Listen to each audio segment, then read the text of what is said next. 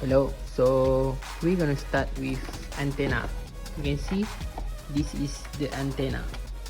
So this antenna gonna allow a radio to pick up signal being broadcast into the air around it. The radio range is depend on the size of this antenna. You can see we can enlarge it or we can small it. Then the antenna will create the alternating electrical current and send it into the radio diode in the electrical component.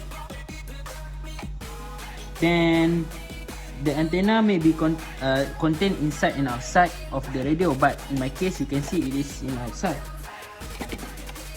So you can increase the size in order to gain a better radio signal.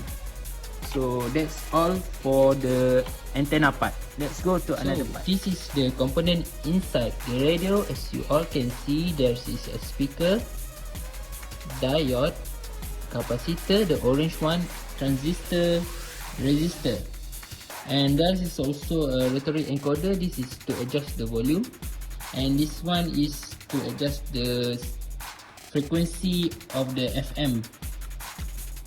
So you guys can look carefully. Next, I will explain on what is the function of component inside.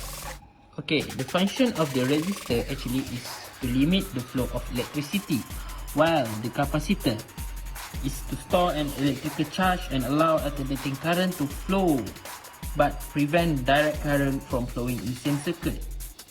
Next, for the diode. The diode acts as a switch to block part of the electrical current. The current may only flow in one direction through the diode. The resulting current only includes half of the original signal. Modern radio diodes are typically made of silicon and germanium. That is extra information. And next is turning coil. I believe turning coil is under of this because this is the one this is the one we use to tune the radio signal, radio frequency. You can see there's coil under there, and wait, push coil. When you tune the radio to a particular frequency, you are adjusting the coil. A radio is constantly being bombarded with signal from various frequencies.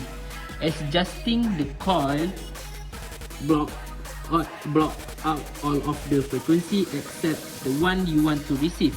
Older radio use tuning knob like this to control the frequency, while newer models typically have a digital tuner. So lastly, continue to amplifier and speaker. Once the radio is ready for playback, it must be amplified first and sent through a speaker to become audible. An amplifier boosts the strength of the signal. The speaker receives the electrical current and convert it to sound wave. This sound wave mimic the pattern of the original signal from the radio station.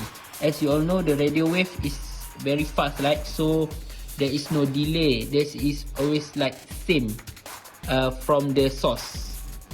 Okay, that's all from me. Thank you.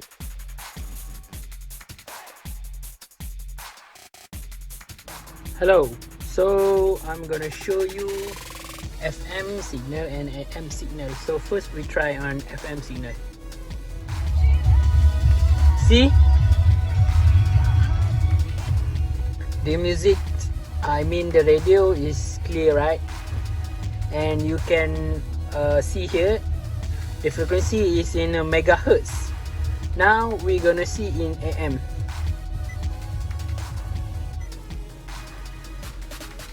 And then you can see the frequency is in kilohertz. Now we try to find is there any radio station in AM. It ranges between 500 kilohertz until 1500. Oh, I think there is one signal station, but I think it's not clear, right? You can hear. I think there is no clear station. See, you can hear that sound, and we can see the frequency is much more smaller compared to FM modulation. So That's all for this video. Thank you.